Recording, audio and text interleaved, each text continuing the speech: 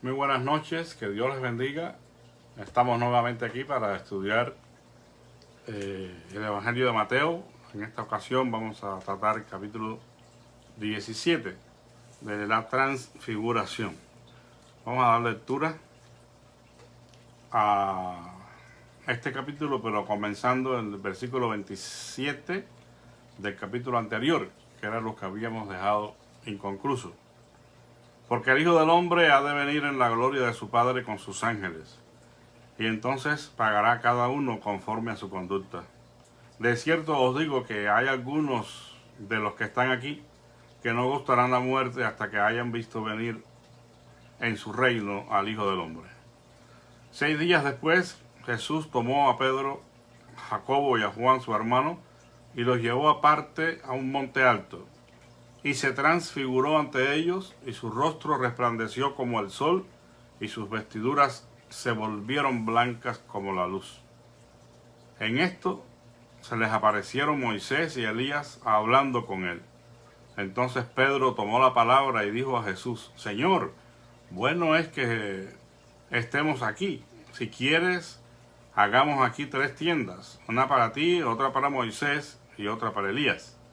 Mientras él aún hablaba, una nube luminosa los cubrió, y salió de la nube una voz que decía: Este es mi Hijo amado en quien tengo complacencia. A él oíd.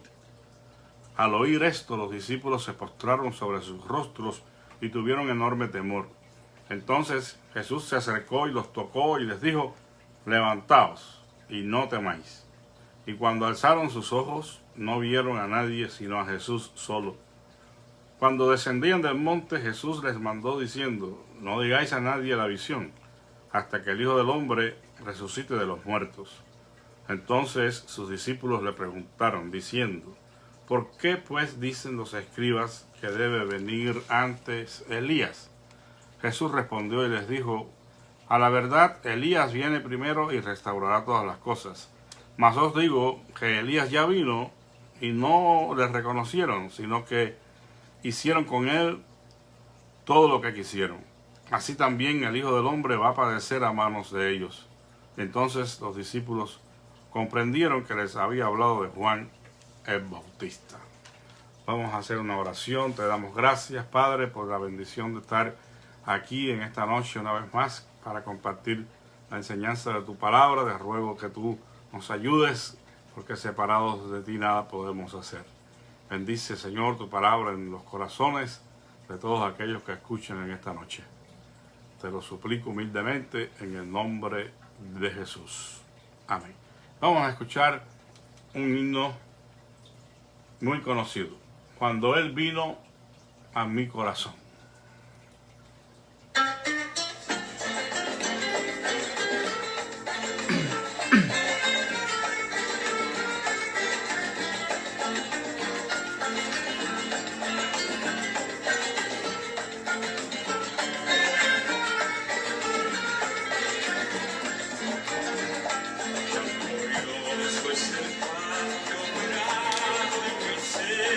Viniendo a mi vida el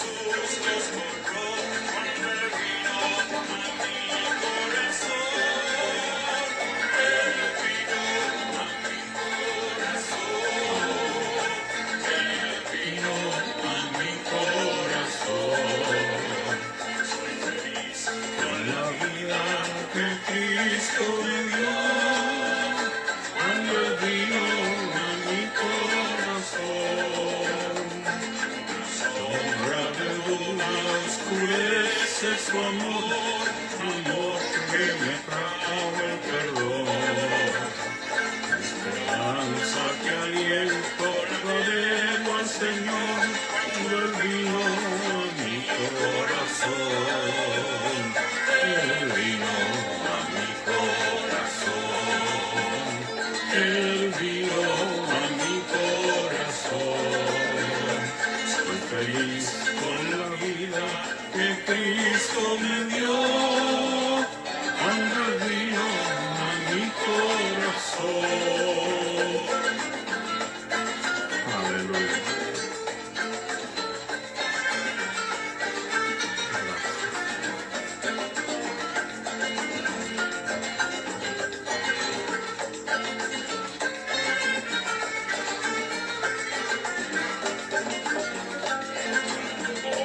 Por la senda que el mal me trazó, yo solo encontré confusión. Mis errores pasados, Jesús los borró, Él vino a mi corazón. Él vino a mi corazón.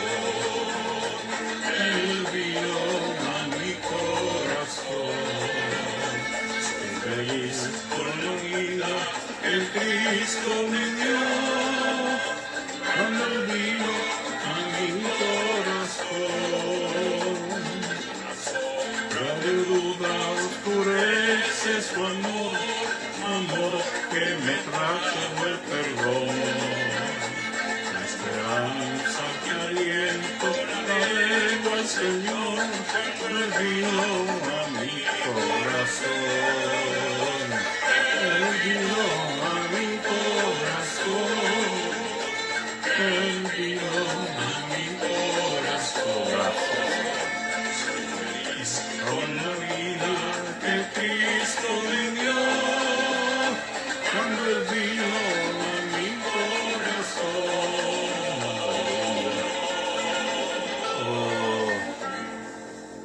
Oh, alabado sea el nombre del Señor. Qué día más glorioso, el día en que Él vino a nuestro corazón y nosotros le dimos entrada.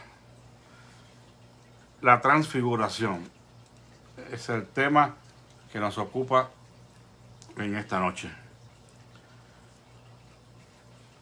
El versículo de Mateo 16, 28 que leímos, donde Jesús dice: de cierto os digo que hay algunos de los que están aquí que no gustarán la muerte hasta que hayan visto venir en su reino al Hijo del Hombre.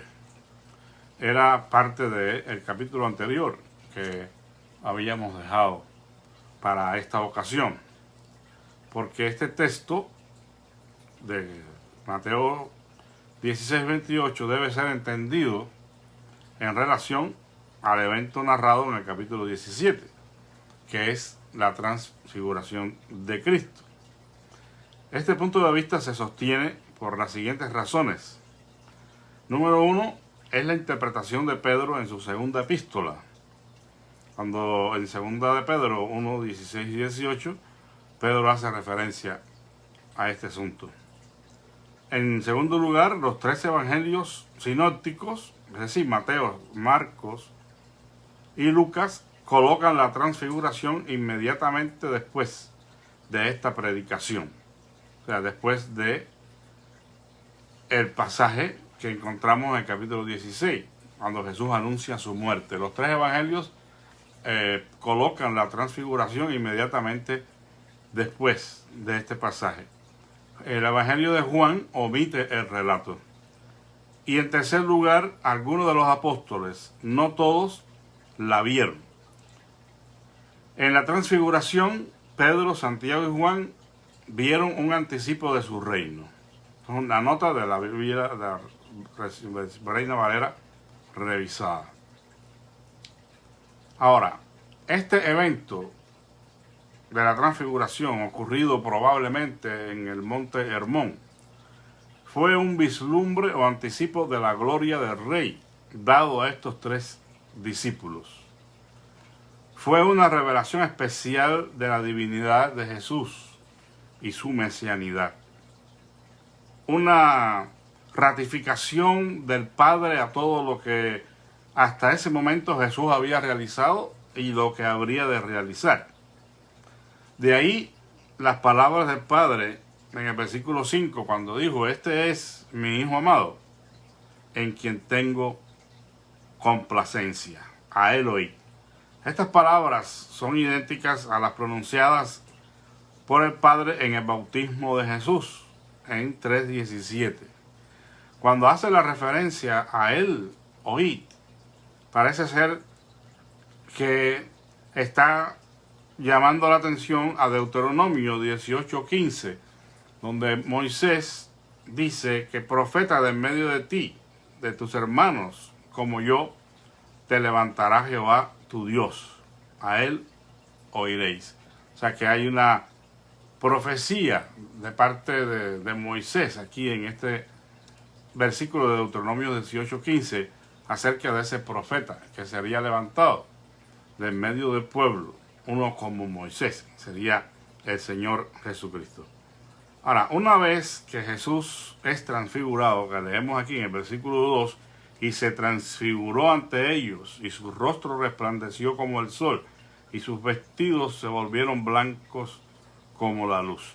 O sea, fue un milagro, una muestra de Jesús tal y como Él es en su divinidad, un anticipo de lo que sería su gloria. Por eso hubo una transfiguración que se manifestó en su rostro y en su cuerpo a través de la luz, haciendo ver, ¿verdad? No, haciendo notar la divinidad de Jesús y que Él era ese rey mesiánico que todos estaban esperando. Pero una vez que esto ocurre, entonces aparecen en escena dos personajes, Moisés y Elías, que hablaban con él. Estos personajes representan al Antiguo Testamento, personificando la ley y los profetas. Su presencia indicaba que las Escrituras habían estado esperando al Mesías y su reino.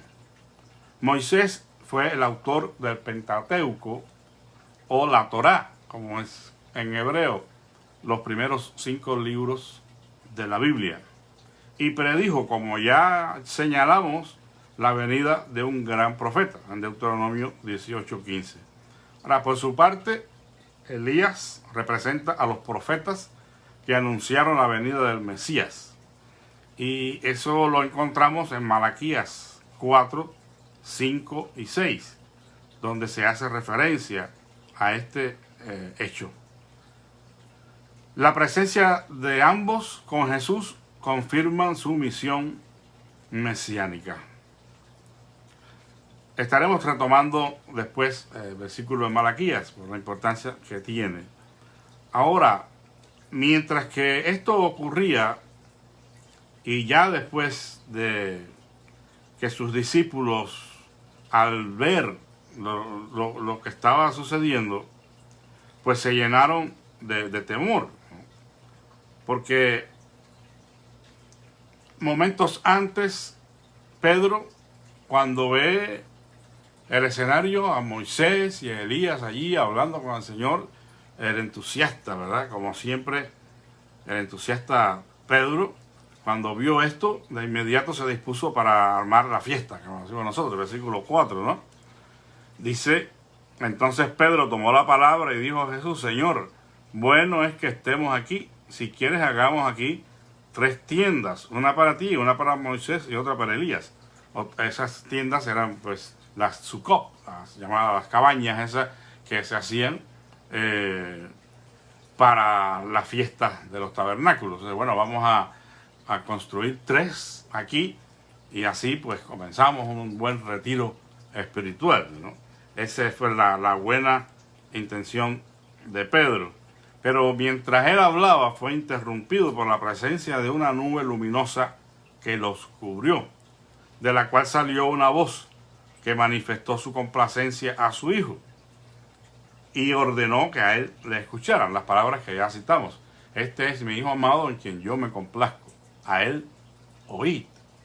Cuando esto sucedió, pues los discípulos se llenaron de temor y se postraron.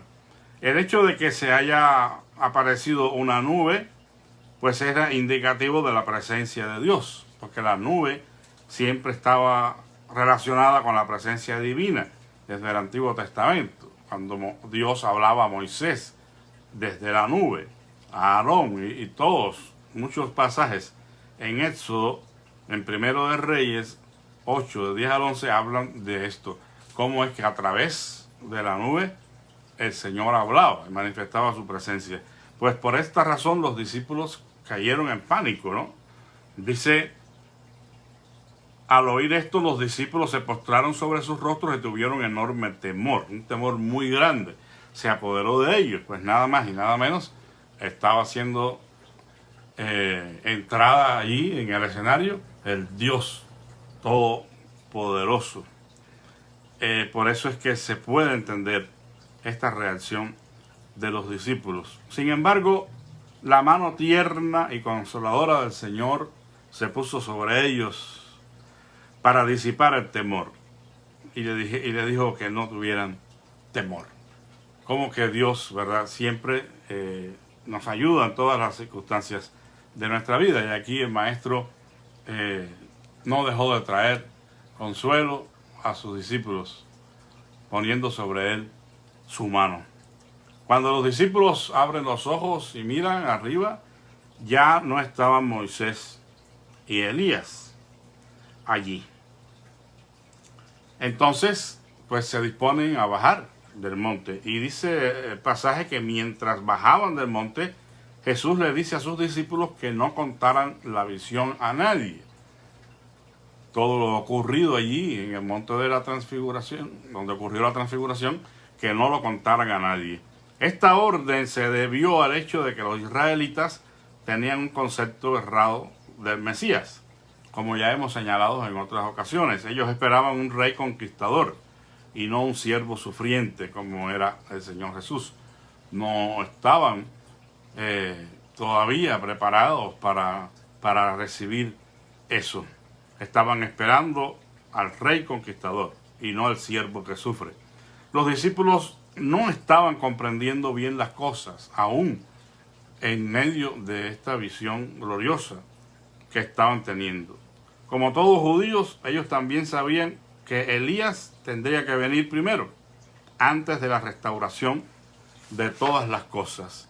Y aquí, bueno, sí, ya vamos a buscar el versículo que encontramos en el libro de Malaquías.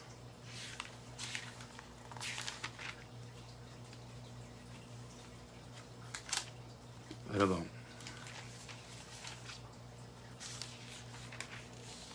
Malaquías, capítulo, vamos a leer el 3 también, en Malaquías 3:1. Dice, he aquí que yo envío mi mensajero, el cual prepara el camino delante de mí, y vendrá súbitamente a su templo el Señor, a quien vosotros buscáis, y el ángel del pacto, a quien deseáis vosotros. He aquí que viene, dice Jehová de los ejércitos. Y en el capítulo 4, versículos 5 y 6, dice, acordaos, he aquí que yo os enviaré al profeta Elías, antes que venga el día grande y terrible de Jehová. Él hará volver el corazón de los padres hacia los hijos y el corazón de los hijos hacia los padres. O sea, que yo venga y hiera la tierra con maldición completa. O sea que, como todo judío, los discípulos también conocían esta profecía y sabían que Elías tendría que aparecer antes de que se hiciera la restauración final de todas las cosas. Era una creencia que era común, se había enraizado mucho, dado que el profeta Elías había desaparecido repentinamente. Todos sabemos que fue llevado a un carro de fuego, ¿verdad? Y por esa razón también esperaban que la llegada de Elías viniera de una manera repentina, una reaparición de Elías sobre la faz de la tierra nuevamente, porque Elías no vio muerte. Elías fue arrebatado, fue llevado a la presencia de Dios así, sin morir. Entonces todos los judíos esperaban la llegada de Elías en cualquier momento. Por esa razón los discípulos hacen esta pregunta que encontramos en el versículo 10. En el versículo 10 ellos le preguntan, Señor, ¿por qué pues dicen los escribas que debe venir antes Elías? O sea, ellos estaban como confundidos. Bueno, si la profecía dice eso y nosotros acabamos de ver a Elías aquí, pues entonces ¿por qué no podemos contarlo a todos, no? Definitivamente ni siquiera ellos estaban comprendiendo bien la afirmación que Jesús había hecho acerca de la muerte de él. Cuando en el versículo 9 él dice que no contara la visión a nadie hasta que el Hijo del Hombre resucitara de los muertos. Son cosas que están en cierta nebulosa para los discípulos. No están comprendiendo exactamente los eventos que están sucediendo. Pero el Señor responde en el versículo 11 afirmando que la interpretación de los escribas de Malaquías 3, 1 y 4, 5 y 6 estaba correcta. O sea, no había nada erróneo en ellos. Los escribas estaban correctos en esa interpretación y los discípulos estaban bien creyendo la forma en que los escribas habían interpretado estos pasajes. Jesús les dice que Elías en efecto viene primero y que resucitará. Observemos estas palabras en el versículo 11. A la verdad, Elías viene primero y restaurará todas las cosas.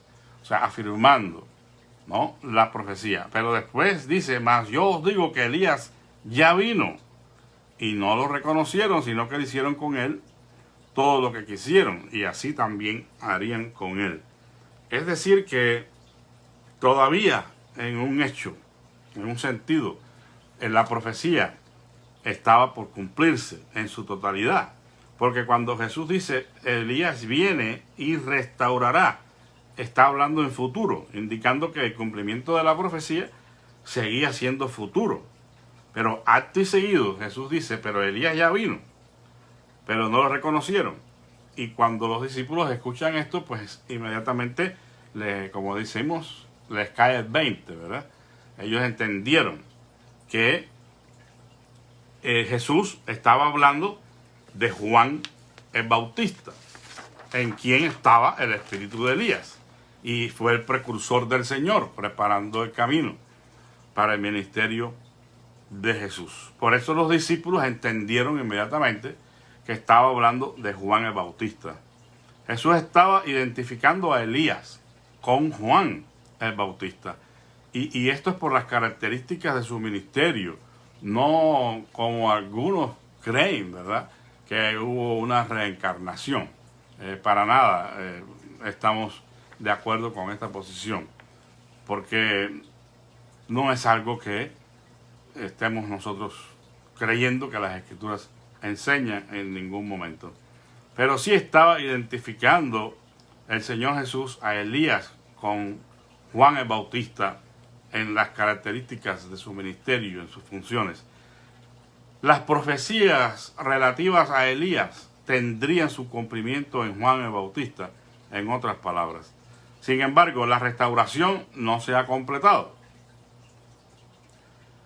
Como eso es un hecho, como la restauración no se ha completado, algunos han llegado a la conclusión de que uno de los testigos de Apocalipsis 11, versículos del 3 al 6, tomará el papel de Elías. O sea, uno de estos dos testigos tomará el papel de Elías y ejercerá su ministerio en esa forma. Estos dos testigos que menciona Apocalipsis tienen una gran semejanza con Moisés y con Elías. Ellos tienen la autoridad para hacer que no llueva en los días de su profecía. identificándolos así con Elías, cuya oración causó que no lloviera durante 3 años y medio. Convertir las aguas en sangre y azotar la tierra con toda plaga. Y esto recuerda a Moisés en Egipto. Es una interpretación, ¿verdad?, de que estos dos testigos pueden en cierta manera tener en ellos el espíritu de Elías y el espíritu de Moisés. Y por eso es la semejanza en las cosas que pueden realizar. Pero es también muy posible, sin embargo, que estos dos testigos simbolicen a todos los creyentes fieles que testifiquen durante la tribulación. Pero bueno, esto no es un estudio sobre los dos testigos del Apocalipsis, por lo que lo vamos a dejar ahí. No nos debe preocupar mucho si son dos personas literales en en quienes habita el espíritu de Moisés y Elías, o es un símbolo. Recuerden, el Apocalipsis es un libro muy simbólico de todos los creyentes que testifiquen en el periodo de la gran tribulación. Por supuesto, esta es una posición que cree que la iglesia pasará por la gran tribulación. Hay otros que no creen que la iglesia pasará por la gran tribulación. Bueno, eso es cuestión de interpretación. El punto aquí está en que de una manera u otra, pues el plan de redención de Dios y esa obra que ha estado inconclusa se va a culminar y se va a hacer todo lo que Dios ha dispuesto. Ahora, para terminar, yo quiero terminar haciendo una aplicación práctica para nuestras vidas cristianas. En uno de los hechos ocurridos en este evento de la transfiguración. La transfiguración fue una muestra de amor y gracia muy grande de parte de Jesús para estos 3 discípulos que formaban parte de su círculo más íntimo. Y fue tan glorioso y maravilloso para ellos que, como ya hicimos notar, Pedro propuso que se hicieran esas 3 tiendas enramadas o de Sucot para permanecer allí en el monte. O sea que Pedro en cierta manera quería prolongar el evento, ¿no? Quería disfrutar más de la presencia de estos visitantes celestiales y crear una especie de retiro espiritual allí. Sin embargo, la permanencia en el monte no eran los planes del Señor. O sea, el momento fue glorioso y especial, pero era tiempo de bajar del monte al valle del servicio. Todo tiene su lugar y debemos procurar lo mejor de cada tiempo. Debemos estar en el monte de la adoración y la contemplación del Señor, en el monte de la oración y del ayuno, si se quiere. Pero hay que bajar al valle de servicio a Dios y a los hombres. El Padre ha revelado a su Hijo en nuestros corazones. Y esto puede ser para nosotros también un simbolismo de lo que fue la transfiguración. O sea, también nosotros hemos sido transformados. Ha ocurrido en nosotros un cambio. Por eso escogimos este himno. Cuán glorioso es el cambio operado en mi ser, viniendo a mi vida el Señor. Porque en cierta manera hemos estado en el monte y Dios se nos ha revelado en la persona de Jesucristo. Y nos ha invitado a una vida de paz, de comunión con Él. Pero hay también una responsabilidad y es bajar al monte, bajar del monte al valle del servicio, donde debemos empolvarnos nuestros pies y ensuciar nuestras manos en el trabajo, en el ministerio, hacer la obra de Dios. Por eso es que hemos sido llamados y hemos sido transformados en nuevas vidas, para que ahora, como dice el apóstol Pedro, trasladados de las tinieblas a su luz, anunciemos las virtudes de aquel que nos llamó a su luz admirable. Es un llamado, hermanos, al servicio. La salvación, la liberación que Dios opera en nuestras vidas, entre otras cosas, tiene el propósito de que nosotros nos convirtamos en siervos de Dios, esclavos de Cristo, que estemos dispuestos a trabajar, en su obra. Proclamadores del glorioso evangelio para la salvación de muchos. No podemos quedarnos en el monte. No podemos estar siempre saciándonos y llenándonos del Señor y contemplando su hermosura y estar en un ambiente de alabanza y adoración en esos términos místicos, si se quiere. Eso es importante, pero eso es algo previo al servicio que debemos ofrecer al Señor y a los hombres, ya debajo, en el valle, donde están las dificultades, donde están los desafíos que tenemos que enfrentar. Si Él nos da su poder, es para que nosotros lo usemos en el servicio. Recuerden que antes de que los discípulos pudieran realizar la obra de la predicación del Evangelio, el Señor les dijo: vayan a la ciudad de Jerusalén y esperen hasta que sean llenos del poder de lo alto. Tendría que venir el Espíritu Santo sobre sus vidas para que ellos comenzaran a realizar ese ministerio y llevar el Evangelio a todos los confines de la tierra. Él los dijo claramente: pero vendrá sobre vosotros el Espíritu Santo y me seréis testigos, mártires, en Jerusalén, en Judea, en Samaria y hasta lo último de la tierra. Pero siempre lo que recibimos de Dios en términos de poder, en términos de bendición, de luz, es para que nosotros la proyectemos a otros después. Somos la sal de la tierra, somos la luz del mundo.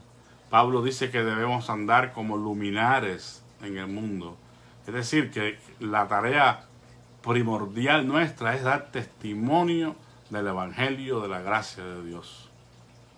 Y eso lo entendió muy bien el apóstol Pablo cuando él dijo que él tenía que dar testimonio del ministerio que había recibido del Señor Jesús. De ninguna cosa hago caso, ni estimo preciosa mi vida para mí mismo, con tal que acabe mi carrera con gozo, y anuncie el Evangelio de la gloria de Cristo.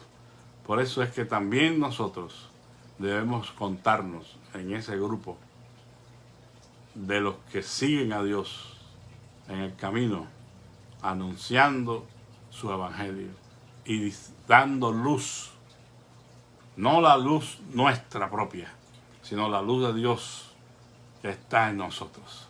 Que Dios me los bendiga.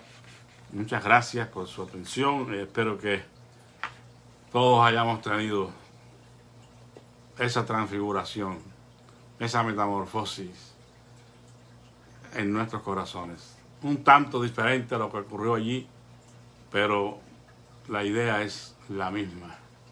Somos transformados de adentro hacia afuera y quitando Dios toda la impureza, brota en nuestros corazones su luz y su justicia. Que Dios les bendiga. Vamos a orar. Gracias te damos, Señor amado, en esta noche, por este precioso pasaje donde Jesús tuvo a bien, Señor, bendecir a estos 3 discípulos con un anticipo de su gloria, con un anticipo de su reino, Señor, para estimularlos a ellos en la fe, a perseverar, Señor, y a prepararse para lo que habrían de ser en el futuro. Gracias porque nunca los abandonaste, siempre los guiaste de una manera perfecta y les mostraste tu tierno amor y cuidado. Así, Señor, también pedimos que tú nos ayudes a nosotros a entender que hemos sido trasladados de las tinieblas a la luz con el propósito de que anunciemos tu Evangelio, de que seamos luz a las naciones, que todos los que se relacionan con nosotros puedan ver, Señor, esa luz tuya, ese amor, esa misericordia, todas esas cualidades de tu carácter, Señor, que deben ser expuestas por nosotros en nuestra manera de vivir. en esta mañana, en esta noche, te ruego que bendigas a mis hermanos y te acuerdes de las necesidades que día a día estamos presentando delante de ti, rogando, Señor, que tú consueles al que está atribulado, traiga salud al enfermo, Padre, y des ánimo y constancia que está desanimado, que tú traigas la salvación a los corazones de nuestros seres amados que no te conocen, que ellos puedan recibir esta revelación de este Cristo glorioso en sus vidas, Señor. Oh, mi Dios, ponemos en tus manos a nuestros hermanos que necesitan de todas estas cosas. Rogamos por los que van a salir de viaje, como nuestros hermanos Padilla. Cuídales y guárdales en su trayecto, Señor. Llévales y tráeles con bien. Gracias, Padre, porque tú nos escuchas y tú obras en nuestro favor. En el nombre de Jesús te ruego que tú nos des a todos una noche de descanso. Amén y amén. Que la paz de Cristo sea con todos ustedes, amados hermanos. Un abrazo para todos.